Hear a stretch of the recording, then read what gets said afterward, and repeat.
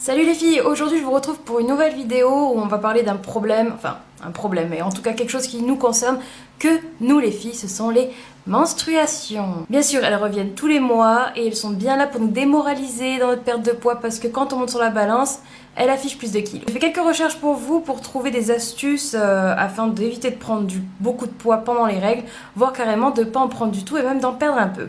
Pour commencer, il faut savoir que la rétention d'eau elle commence une semaine avant le début de vos règles. Votre sécrétion d'œstrogène qui augmente et du coup favorise la rétention d'eau et aussi votre envie de manger. Donc déjà partant de là, on est mal barré. La variation de la prise de poids pendant les règles en général varie de 1 à 2 kg, ça dépend de votre morphologie, etc. Ça dépend de beaucoup de critères, mais en moyenne, commencez par la liste des choses à éviter pour essayer de réduire cette rétention d'eau.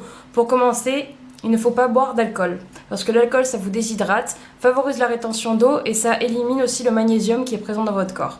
Sachant que le magnésium est un bon anti-inflammatoire qui peut vous aider à supporter la douleur de vos règles. Il y a aussi les boissons gazeuses qui favorisent l'élimination du magnésium.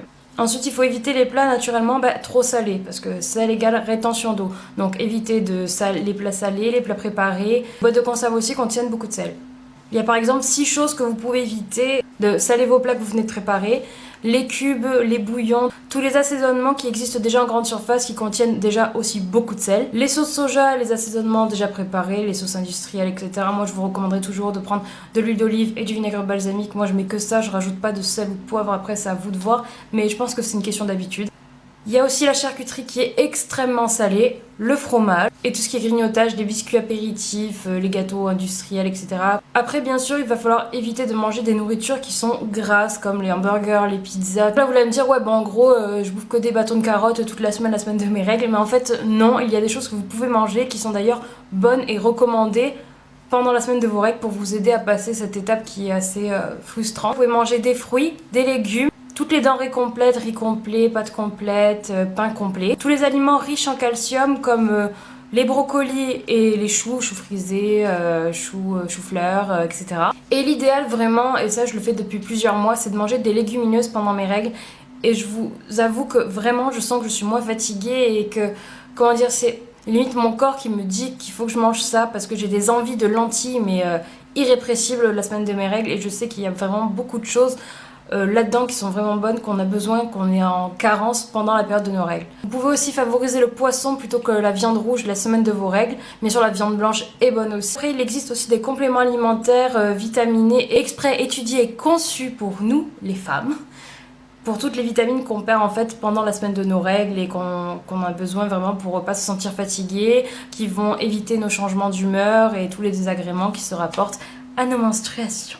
Donc, cette vidéo à la base, je l'ai faite pour vous parler d'un complément alimentaire que je prends depuis 2 mois en fait, et dont je suis vraiment très satisfaite parce qu'il m'a empêché de prendre du poids pendant mes règles tout simplement. Donc ça s'appelle le Chrome. Bien sûr, je vous recommande d'en parler à un professionnel de la santé, à un pharmacien, à un docteur, pour voir si vous pouvez en prendre parce que chaque cas est unique, mais en tout cas je voulais vous dire ce que le chrome m'a apporté et les effets qu'il a eu sur moi. Donc le chrome c'est un oligo-élément qui agit sur l'insuline. L'insuline c'est l'hormone qui s'occupe du stockage et de la régulation du sucre dans le sang. Donc il faut savoir que tous les sucres que vous ingérez qui ne sont pas utilisés par votre corps se transforment en lipides et vont se stocker dans vos cellules graisseuses, sur votre bidou, dans vos hanches, en fait partout où on n'a pas envie qu'il y en ait en fait. Donc il y a des études qui ont montré qu'on a un besoin journalier de chrome d'environ 60 à 65 microgrammes et qu'en moyenne on en absorbe 40 microgrammes par jour. Mais sur tout ce que je vous dis dans cette vidéo, j'ai fait des recherches sur internet, j'ai comparé plusieurs études avant de vous dire tout ça parce que bien sûr moi je suis pas biologiste ou quoi que ce soit. Donc il faut savoir que même avec une alimentation saine, on peut être déficient en chrome, donc vous n'êtes pas forcément en carence, mais déficient, c'est différent, vous en manquez un peu, vous n'êtes pas non plus à la dèche de la dèche du chrome. Le chrome va augmenter votre métabolisme de base, c'est-à-dire qu'au repos, votre corps va brûler plus de calories que ce qu'il devrait en brûler normalement. Donc si vous décidez de prendre un complément alimentaire chrome, moi je vous conseille de bien regarder les dosages de chaque contenant que vous allez trouver de marques différentes, parce qu'en fait elles sont pas toutes dosées pareil. Même s'il y a des études qui montrent que le surdosage n'est pas dangereux pour la santé, je vous conseillerais vraiment de prendre des dosages appropriés, on sait jamais. Moi je vous conseillerais toujours de faire attention et de vous faire conseiller par un professionnel. Donc moi pour ma part j'ai acheté mon chrome chez MyProtein, donc voilà à quoi ressemble le flacon. Donc ce sont des petits cachets roses dedans, ils sont tout mignons. Donc ils sont petits, à savoir que moi j'ai du mal à avaler les cachets en fait. Et il est quoi? Il est un peu plus gros qu'une pilule contraceptive en fait. Il n'a pas tellement de goût, il est facile à avaler tout simplement, et la prise est pas compliquée. Donc chez MyProtein, il coûte 6,29€ le flacon. Il y a 180 cachets, donc vous devez en prendre un par jour parce qu'ils sont déjà dosés. Donc je trouve que franchement pour le coup c'est rentable. Hein. Un cachet par jour, 6€ pour les 180 jours, c'est parfait. Alors j'ai fait le test pour vous, du coup j'ai testé. Donc pendant 2 mois non-stop, j'ai pris un cachet de Chrome, donc le matin. À savoir que moi je ne prends pas de pilule contraceptive, j'ai un stérilet au cuivre, donc je pense que les hormones aussi doivent jouer avec ça. Donc je parle vraiment de mon cas d'études que j'ai fait sur moi, j'ai servi de cobaye.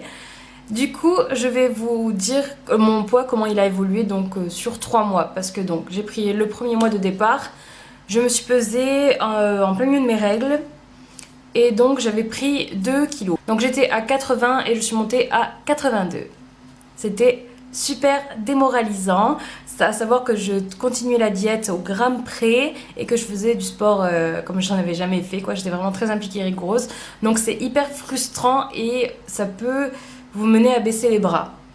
Donc du coup je me suis dit, de toute façon tant qu'à faire, je vais tester. Et j'ai deuxième pesée, ça fait 1 mois que je prenais le Chrome. Donc le jour avant mes règles, j'étais à 80,5. Et donc une semaine après, j'étais à 79,6. Donc c'était pas plus de kilos, c'était moins 900 grammes. Alors déjà, c'est beaucoup mieux pour le moral parce que c'est quand même une baisse qu'on enregistre et pas une augmentation. Donc ensuite, j'ai continué à le prendre pendant 1 mois. Et là, ma dernière pesée, donc avant mes règles, j'étais à 78,5. Et après mes règles, j'étais à 78,3. Donc là, j'ai perdu 200 grammes et je suis quand même contente d'avoir perdu du poids plutôt que d'en avoir pris ou même d'avoir stagné. C'est quelque chose que je vous conseille à 100%, mais allez voir votre docteur et votre pharmacien avant pour confirmer que vous pouvez le prendre. Et essayez et dites-moi aussi en commentaire sur vous comment ça agit, ce que vous en avez pensé, parce que j'ai lu dans certaines études que suivant votre métabolisme, ça pouvait ne pas avoir effet du tout. Ça peut pas vous faire prendre du poids, mais soit ça agira pas, soit vous aurez des résultats comme moi j'ai eu. Donc voilà les filles, j'espère que cette vidéo vous a plu. Si vous avez d'autres astuces pour bien vivre vos menstruations, n'hésitez pas à les mettre en commentaire, je me ferai un plaisir de les lire parce que je pense que je suis loin de tout savoir et que chaque astuce est très bonne à prendre, surtout quand on est dans un objectif de perte de poids et que Dame Nature se pointe. Donc voilà les filles, je vous fais de gros bisous et j'espère vous retrouver à bientôt. Prenez bien soin de vous, bisous.